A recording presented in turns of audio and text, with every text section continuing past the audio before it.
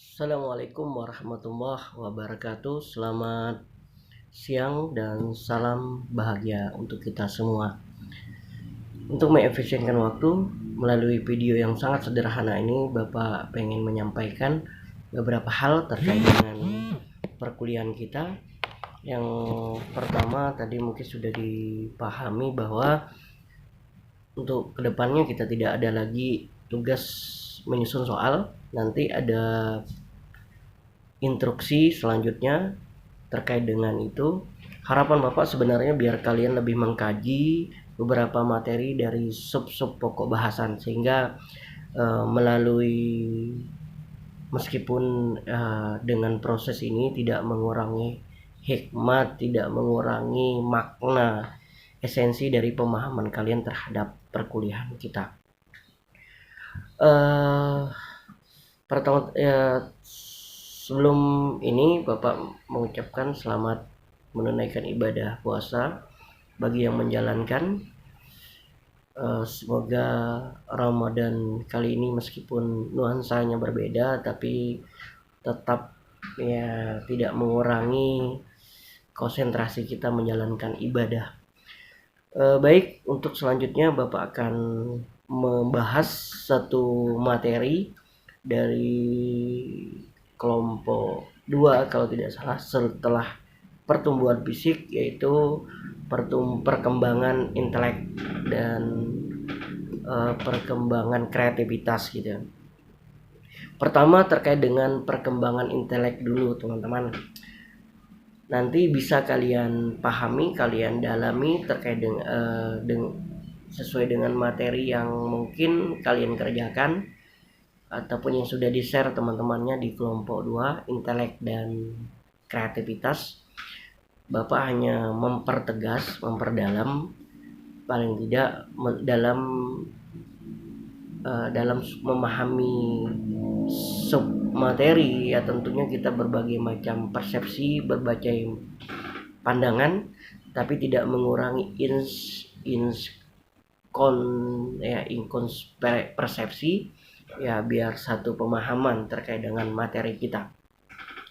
Perlu dipahami bahwa ya, sesuai dengan slide Bapak di depan, intelek itu kan merupakan daya upaya potensi untuk memahami suatu hal yang menggambarkan kemampuan seseorang dalam berpikir atau bertindak secara abstrak ya, kesanggupan mental kita untuk memahami, mengamati, menghubungkan ya suatu kemampuan secara efektif. Nah, itu perkembangan intelek. Perkembangan intelek sering juga disebut dengan perkembangan kognitif, kemampuan daya pikir kita gitu. Pembahasan intelek ya tidak terlepas dari intelijensi. Ya, intelijensi kognitif itu tadi udah Bapak sampaikan, cara berpikir gitu. Sebenarnya untuk intelijensi sendiri itu bisa diukur. Sebenarnya intelijensi itu bisa diukur. Kita pernah lihat dan pernah mendengar, Anda juga mungkin pernah mengikuti tes intelijensi, itu banyak sekali tes intelijensi, tapi biasanya khusus anak-anak ya terkadang kemampuan inteleknya sulit diukur kalau khusus anak-anak, karena terkadang perkembangan kemampuan berpikirnya itu masih fasenya yang sifatnya berubah-ubah gitu. Namun perkembangan intelek terkadang juga meskipun anak-anak ada alat ukurnya. Kalau kita pengen mengetahui, pengen memahami, mendalami sejauh mana tingkat kemampuan berpikir anak tersebut gitu. Yang selanjutnya, intelek seseorang atau intelijensi seseorang, khususnya peserta didik kita, seorang anak, itu dipengaruhi oleh beberapa faktor. Ya, perlu Bapak tekankan di sini, dipengaruhi beberapa faktor. Faktor yang pertama adalah faktor hereditas. Ya, faktor hereditas di sini diperoleh melalui bawaan. Nah, jadi bawaan dari gennya, dari orang tuanya, dari sejak dalam kandungannya, anak telah memiliki karakteristik yang menunjukkan daya intelektualnya gitu. Jadi memang udah dari sononya, dari lahirnya, intelijensinya sudah bagus gitu. Sudah biasa bahkan sampai superior katanya. Ya, itu. Jadi faktor-faktor, mungkin faktor orang tuanya, faktor lingkungan orang tua, faktor ya selama ibunya mengandung, giginya. Nah, yang kedua, yang mempengaruhi intelek ini adalah lingkungan, teman-teman. Ya, terkadang kecerdasan seorang anak itu dapat berkembang jika lingkungan memberikan kesempatan. Dia berkembang secara maksimal. Nah, ternyata lingkungan itu mempengaruhi intelektual seorang anak. Sebagai contoh kita saja gitu. Ketika kita dalam kondisi lingkungan di mana menciptakan nuansa akademik, pagi udah belajar, siangnya udah belajar, sorenya apalagi nuansa itu akan tercipta. Makanya kadang-kadang seorang orang tua yang pengen instan, anaknya langsung di boarding school kan anaknya gitu, dipesantrenkan, karena di sana dia menganggap bahwa lingkungan akan membentuk karakter, pola pikir dan kemampuan intelektual anak. Karena apa? Karena di situ di lingkungan tersebut nuansa edukatifnya sangat memiliki kuantitas yang sangat tinggi gitu. Misalnya bertambahnya informasi, dia terus-menerus belajar, terus-menerus membaca, sehingga informasi yang disimpan di dalam otak itu lebih banyak, sehingga mampu berpikirnya lebih reflektif. Otak kita ini sebenarnya ketika semakin kita belajar, itu akan lebih lentur, lebih ya statis. Maksudnya bukan statis, nggak, lebih dinamis gitu, lentur dia daripada yang nggak sama sekali. Makanya banyak orang-orang barat mengatakan bahwa yang paling mahal itu adalah otak orang Indonesia karena masih kosong gitu, jarang diisi. Ya, tapi sebenarnya hanya guyonan aja gitu. Kita karena belum. Nah, tapi memang benar gitu, karena pada dasarnya terkadang kita saja mungkin minat baca kita tinggi, daya baca kita setelah kita pelajari, kita lihat saja contoh misalnya baca roll WA ya, ibaratnya informasi dari WA gitu. Anda kalau informasinya panjang pasti malas untuk membacanya. Tapi kalau udah pendek, lucuan, nah itu senang. Paling di awal sampai di roll yang terakhir yang dibaca gitu. Terus lingkungan ini menciptakan pengalaman-pengalaman untuk memecahkan masalah sehingga seorang anak itu bisa berpikir proporsional terhadap apa yang dipikirkannya. Terus kebebasan berpikir, dia demokrasi dalam lingkungan tersebut dengan stimulus yang bisa memungkinkan dia untuk berpikir lebih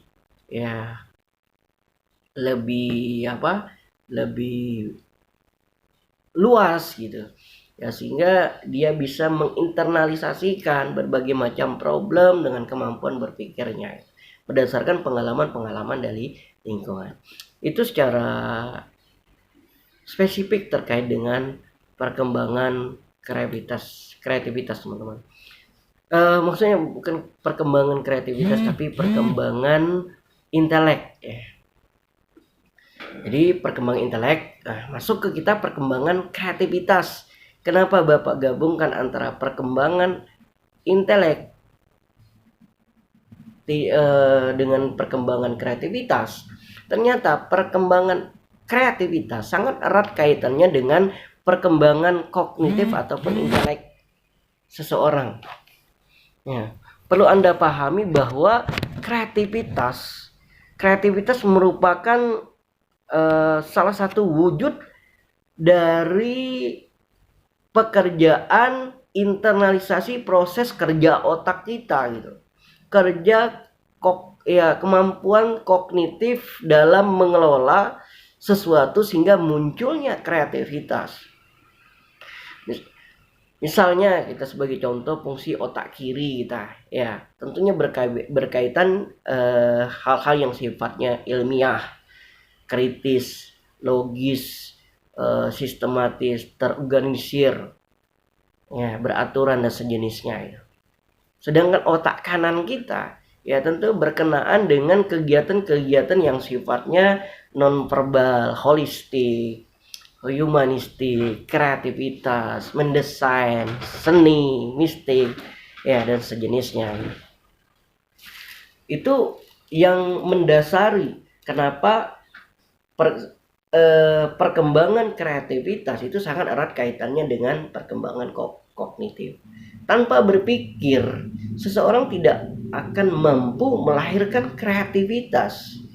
Dia berpikir dulu, muncul ide-ide kreatifnya, diimplementasikan dalam suatu bentuk kreativitas. Nah, perlu teman-teman mahasiswa pahami di mata kuliah perkembangan peserta didik esensi kedua hal ini. Tentunya bagaimana kita harus kita sebagai pendidik, sebagai guru harus mampu memfasilitasi siswa kita untuk mengembangkan perkembangan kognitifnya ataupun inteleknya sehingga muncul kreativitas yang tentunya bermanfaat bagi dirinya, bermanfaat bagi orang lain dalam nuansa kehidupan. Secara umum, menurut teori, Baron mengatakan bahwa kreativitas itu adalah kemampuan untuk menciptakan sesuatu yang baru. Ada juga yang mengatakan bahwa kreativitas itu mengacu pada kemampuan yang menandai ciri-ciri seseorang yang kreatif gitu. Ada juga yang mengatakan bahwa kreativitas itu adalah kemampuan untuk mencerminkan kelancaran, keluasan gitu, dan cara berpikir seseorang serta mampu mengelaborasi suatu gagasan. Ini yang perlu kita pahami bahwa ternyata kreativitas itu kan bagaimana seseorang mampu memproduksi komposisi melalui cara berpikirnya. Dengan gagasan-gagasan yang baru yang wujudnya melalui aktivitas imajinasi ataupun imajinatif yang mungkin melibatkan pembentukan pola-pola baru dan kombinasi dari pengalaman melalui proses pembelajaran, melalui proses berpikir, sehingga dapat dihubungkan dengan situasi-situasi yang ada saat ini. Nah, ini kreativitas. Kita tidak bisa menikmati teknologi, tidak bisa menikmati perkembangan kemajuan teknologi saat ini tanpa ada kreativitas dari orang-orang yang mampu berpikir imajinasi yang diimplementasikan dalam hal-hal yang bentuknya real, adanya Android, laptop dan sebagainya, itu merupakan kreativitas. Nah, udah ke depan ya tentunya kita berharap bahwa ciri-ciri khas yang dimiliki oleh individu yang menandai kemampuan untuk menciptakan sesuatu yang baru, yang mungkin karya-karya yang telah ada sebelumnya diinovasi, dilakukan melalui interaksi dengan lingkungan yang sekarang, sehingga dapat menjadi manfaat dalam menutupi berbagai macam problem-problem dengan cara-cara berpikir divergen. Begitu secara konsep dasar dari kreativitas. Definisi-definisi kreativitas biasanya sering dikelompokkan menjadi beberapa kategori. Di antara di sini menyampaikan ada 4 definisi gitu. Misalnya produk, personnya, prosesnya, ataupun price-nya gitu.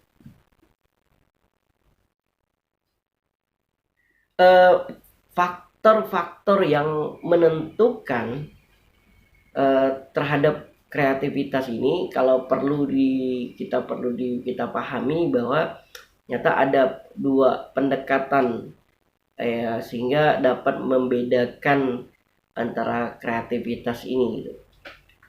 Ada pendekatan psikologis ataupun pendekatan sosiologis ya, sehingga kreativitas ini mencakup fungsi-fungsi ya, fungsi thinking, fungsi feeling, sensing, ataupun intuiting gitu.